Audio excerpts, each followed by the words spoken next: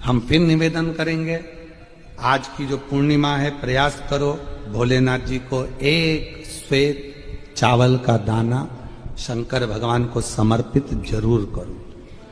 और रात्रि के समय पर जब चंद्र पूर्ण आनंद के साथ में हो, और यदि कोई शरीर में बहुत ज्यादा कोई रोग ग्रसित हो गया है, कोई चर्म रोग हो गया है, कोई शरीर में कोई भयंकर रोग हो गया है, तो छोटी सी बेलपत्र शंकर भगवान पर चढ़ी हुई चंद्रमा की रोशनी में चंद्रमौलेश्वर महादेव का नाम लेकर औषधि के रूप में उसको चबा चबा कर खा लो। चंद्रमा की रोशनी में उससे वो औषधि का काम करेगी और तुम्हारे रोगों को समाप्त करेगी। चंद्रमौलेश्वर महादेव का स्मरण करो। कौन से महादेव? चंद्रमौलेश्वर। और चंद्रमौलेश्वर महादेव चंद्रमौलेश्वर। जैसे जैसे गुरु पूर्णिमा आती है, वैसे वैसे लोगों के हृदय में भाव आ जाता है कि हमको एक गुरु बनाना। निवेदन, फिर निवेदन, शिव से बड़ा संसार में कोई गुरु नहीं हो सकता।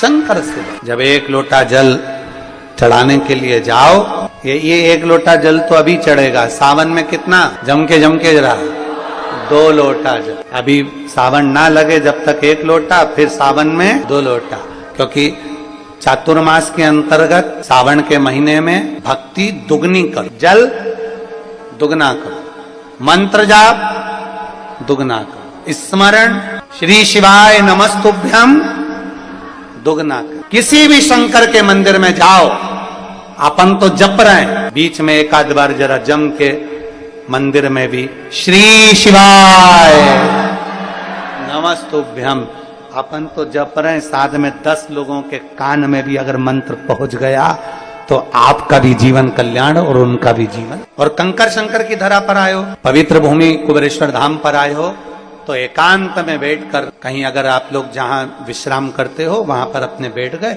और बाबा का मंत्र जाप जितना 108 बार तो प्रयास करा करो कि बोला करते हो ना। पक्का यहाँ आए हो ना, तो अपन को करना क्या है? भोजन के समय पर भोजन करना है, विश्राम के समय पर विश्राम करना है, और बाकी के समय पर बाबा का पूजन भजन कीर्तन और 1 लोटा जल और साथ में श्री शिवाय। केवल 1 लोटा जल का स्मरण करो और शिव भक्ति में रमे रहो। जो नहीं जान सकता भगवान की विरल भक्ति को, वो नहीं जाने, और जिसके हृदय में चित्तवृत्ति में भक्ति बैठ गई, वो समझ गया कि शंकर की भक्ति का फल क्या।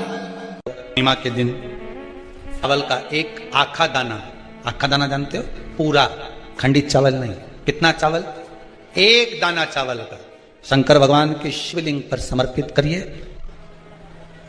1 बेलपत्र जिसका डंडी का मुख अपनी ओर हो, जहां से चावल चढ़ाया है, उस चावल के ऊपर अपनी कामना कर रख दीजिए और चंद्रमौली भगवान का स्मरण करिए। कौन से भगवान? शंकर भगवान का सर्वश्रेष्ठ सुंदर नाम है चंद्रमौली। चंद्रमौली भगवान का स्मरण करिए, अपनी कामना कर बेलपत्र समर्पित कर शिव जी पर 1 लोटा पानी, 1 जल पात्र समर्पित करो, कलश से जल चढ़ा दीजिए, नैनों में वो जल लगाकर अपनी कामना कर वापिस घर को आइए। जो कामना करी है मेरा चंद्रमौली भोलेनाथ उसे पूर्ण कर ही देगा। पीपल का 1 पत्ता, उस पत्ते पर थोड़ा सा चावल, थोड़ा सा चावल। पूर्णिमा की रात्रि को अपने हाथ में लेकर, अपने नयनों से लगाकर, शरीर पर से स्वयं उतारकर उसको दरवाजे के पास रख दीजिए। पूर्णिमा की रात्रि को पूर्ण होने पर उस चावल को दूसरे दिन सूंघ कर बहते हुए पानी में डाल दीजिए। महाराज कितने भी रोग से ग्रसित हो गए, पीपल का 1 पत्ता 52,000 ब्राह्मण की साक्षी कराता है। महाराज बहुत ध्यान देना, पीपल के वृक्ष में स्वयं नारायण का, मेरे कृष्ण का वास है। स्वयं भगवान गीता के अंतर्गत कहते हैं कि मैं क्यों करा जाता है पूर्णिमा का व्रत?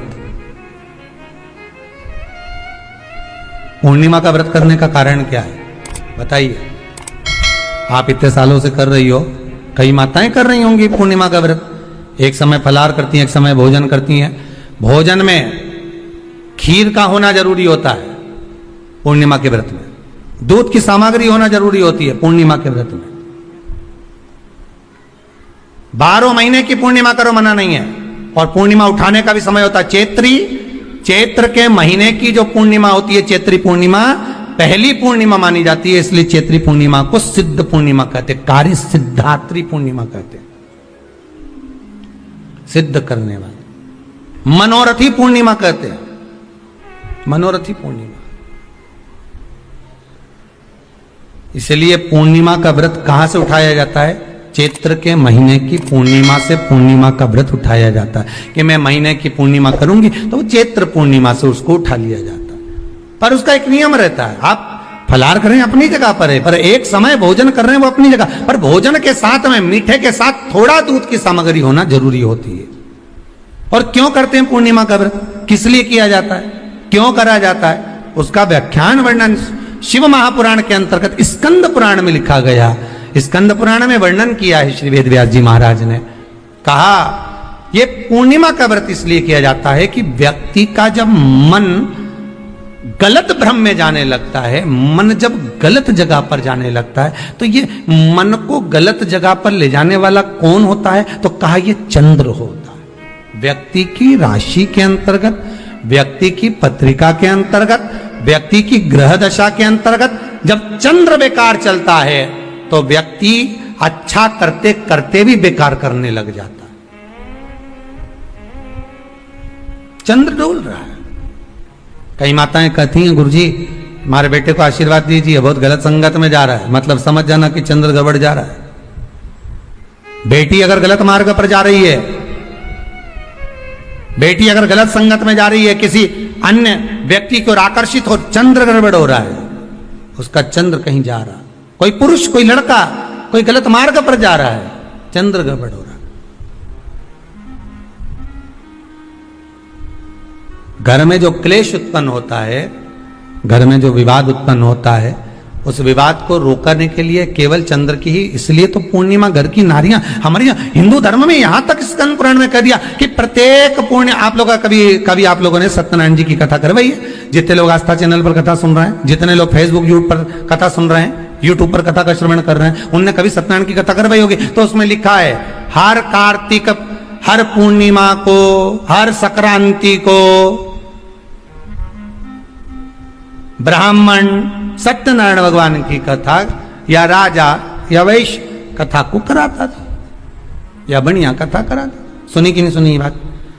सत्यनारायण भगवान की कथा में लिखा है, स्कंद पुराण के अंतर्गत जो सत्यनारायण भगवान की कथा का स्मरण किया उसमें लिखा है, प्रत्येक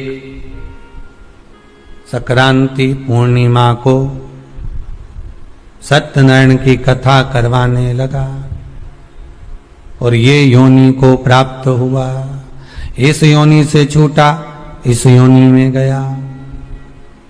लिखा है, सब कुछ लिखा है। अब उत्ते से समझ जाओ कि पूर्णिमा को सत्यनारायण की कथा करने का बोला है, तो पूर्णिमा को सत्यनारायण की कथा का क्यों बोला? वैसे तो रोज कराओ सत्यनारायण जी की कथा, प्रतिदिन कराओ, मना नहीं है। आप क्या कोई विशेष फंक्शन है आप सत्यनारायण जी की कथा करवा, पर पूर्णिमा संक्रांति को, और संक्रांति को पूर्णिमा को सत्यनारायण की कथा का स्मरण क्यों करवाया गया? क्योंकि पूर्णिमा के दिन अगर ये भगवान का व्रत रख लेगी, पूर्णिमा के दिन अगर ये खीर का प्रसाद बना लेगी, थोड़ा सा दूध की कोई सामग्री बना लेगी और भगवान को भोग लगा देगी, भले सत्यनारायण भगवान के भाव से बनाए, भले सत्यनारायण जी के निमित्तार्थ बना, पर अगर इसने सत्यनारायण भगवान के निमित्त से बना, पर पूर्णिमा के दिन अगर ये व्रत रखेगी, उपास रखेगी या कोई सामग्री बनाकर भगवान की पूजन कर लेगी, तो इसके घर में जो अशांति है वो शांति में बदल जाएगी। इसलिए कई घरों में आज भी सत्यनारायण भगवान की पूजन हर पूर्णिमा को करती है। माता किताब लेके बैठ जाती है, तुरंत उन्हें ऑफिस जाना, कहीं काम पे जाना, और तुरंत उसने जल्दी जल्दी कलश रखा, कलश नहीं भी रखे तो भगवान की पूजन कर को रखे, ब्राह्मण देवता को बुला लेगी, ब्राह्मण नहीं आएंगे तो खुद कर लेगी, पर करती जरूर है। इतना सा आटा सेक लेगी, पंजेरी बनाई, सीरा बनाई, मिठाई रख दो, कुछ भी करेगी, पर सत्यनारायण की कथा कर लेगी। उसका मन लग गया उसमें, मतलब पूर्णिमा को करना है। उसको करने से क्या होता है? शांति रहती है, शीतलता रहती है। जिसके घर में हर महीने की पूर्णिमा को खीर बनती हो, ध्यान दीजिएगा, बहुत सुंदर संवाद चल रहा है, बहुत ध्यान देने वाली बात है। प्रत्येक महीने की पूर्णिमा को जिसके घर में दूध की सामग्री बनती हो, दूध की सामग्री तैयार होती हो, खीर प्रसाद तैयार होता हो, उसके घर में कभी क्लेश नहीं हो सकता। चाहे सास बहू एक दूसरे के सामने वो कहे ना, वो सांप और नेवले की लड़ाई क्यों ना, फिर भी शांति हो जाती है। पर प्रत्येक महीने की पूर्णिमा होना चाहिए। ये नहीं कि तुमने एक महीने की पूर्णिमा पे बना लिया और दूसरे महीने की पूर्णिमा को गायब कर दिया। फिर किसी ने कह दिया आज चूरमा तो बन रहा है, दाल बाटी तो बन रही है चूरमे के साथ में, लड्डू बन रहे हैं, तो काय को खीर बना रही हो? तो तुमने अब वो खीर प्रसाद। पूर्णिमा है के दिन बेलपत्री, और उस बेलपत्री में एक चंदन की बिंदी और एक अक्षत का दाना मात्र रखकर भी अगर शिवालय पर चढ़ा दी जाती है, देवादिदेव महादेव को समर्पित करते हैं, अपनी कामना कर कर समर्पित करते हैं, तो निश्चितता है कि शंकर भगवान उसका फल शीघ्र प्रदान कर देते हैं। भले आपने कुछ करा ना करा, उसका लक्ष्मी। पूर्णिमा के कितने व्रत होते हैं? बोलते जाओ, जरा जल्दी जल्दी बोलो। पूर्णिमा के नारियों को, स्त्रियों को अखंड सौभाग्य के लिए, जो नारी वैधव्य नहीं होना चाहती है, उस नारी को पूर्णिमा के कितने व्रत करना चाहिए? जिस नारी के यहां संतान नहीं हो, औलाद नहीं हो, उसको पूर्णिमा के कितने व्रत करना चाहिए? जिस नारी का पुत्र, पति बहुत बीमारी से ग्रसित हो, लग रहा हो कि ये मेरा बेटा बहुत बड़ी बीमारी में घिरा हुआ है, तो नारी को कितने व्रत करना चाहिए? स्वयं भगवान कृष्ण ने माता यशोदा को द्वापर में भी बताया है कि पूर्णिमा के 32 व्रत होते हैं कि नारी वैधव्य होकर ना मरे, उसका पति कोई रोग से ग्रसित ना हो, उसका पुत्र किसी रोग में ना पड़े।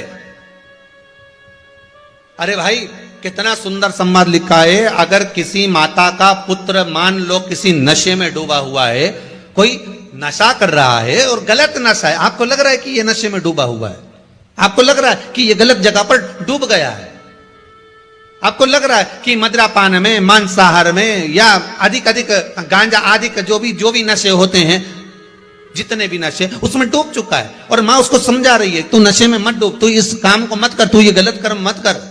माँ उसको समझा कर हार गई। तो मेरा माताओं से निवेदन है, आप उसको समझाना बंद कर दो, एक काम करना प्रारंभ कर दीजिए। हमें जो शिव महापुराण के माध्यम से शास्त्र कह रहा है कि आप 32 पूर्णिमा के व्रत प्रारंभ कर दो। उसमें करना क्या है आपको? केवल जिस दिन व्रत रहे, रात्रि के समय पर कोई भी मीठा, कुछ भी सामग्री आप चंद्र की रोशनी में, चंद्र को अर्घ देने के बाद, पूजन करने के बाद उसको रखो, और वही सामग्री जो नशा कर रहा है उसको पूर्णिमा के दूसरे दिन उसको खिलाओ। आप धीरे धीरे खिलाना चालू करेंगे, जिस नशे में वो डूबा हुआ उस नशे से वो छूटना प्रारंभ हो जाएगा। 2 पूर्णिमा व्रत करके तो देखो, तीसरे में तुम्हें जरूरत ही नहीं पड़ेगी। धीरे धीरे आप वो छूटना प्रारंभ हो जाएगा। मान लो किसी नारी का पुत्र या पति रोग से ग्रसित हो,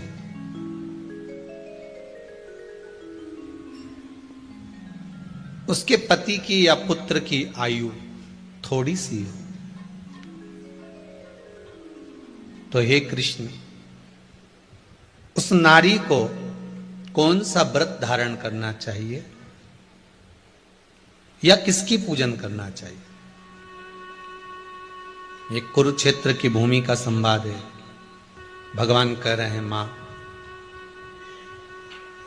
अगर नारी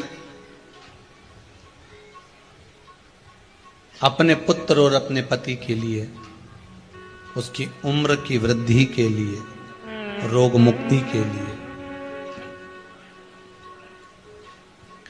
विश्व के ताप को कम करने वाले चंद्रदेव की आराधना पूर्णिमा के व्रत को धारण करती है, तो नारी उस व्रत के प्रभाव से अपने पुत्र और पति की बीमारी को, रोग को हर लेती।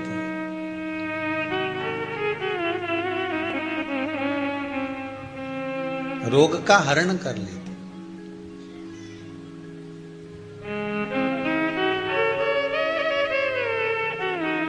महाराज, जो बच्चा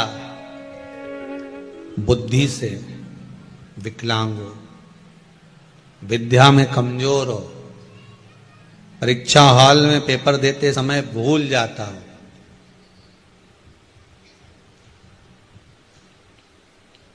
विवेक काम ना करता हो, तो निवेदन है किसी भी पूर्णिमा की रात्रि को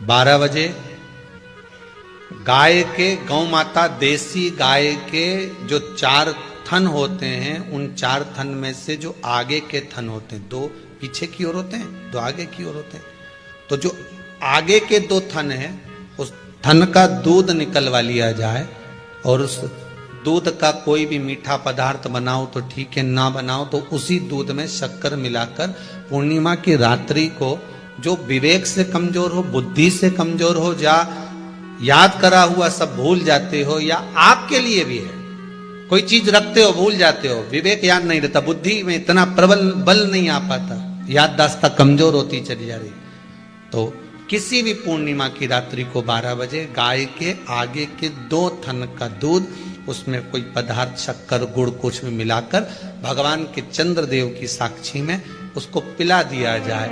महाराज, बार बार पिलाने की जरूरत ही नहीं पड़ेगी, एक ही बार में काम कर जाएगा और विवेक पूर्ण तरह से कार्य करने लगेगा। देसी गाय के आगे के 2 थन का दूध बड़ा प्रबल होता है।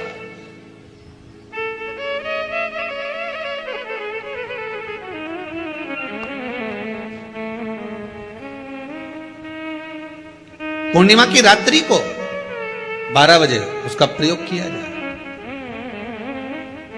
आप उस दूध को निकाल लो शाम के समय, रात्रि के समय ग्वाले से कहकर, जिसके यहां पर देसी गाय हो वहां निकलवा कर उसको रखा जाए, उसका पान करा जाए। महाराज, रोग बीमारी में प्रबलता, तो मां यशोदा जी जग कल्याण के लिए पूछ रही है, संपूर्ण विश्व के कल्याण के लिए।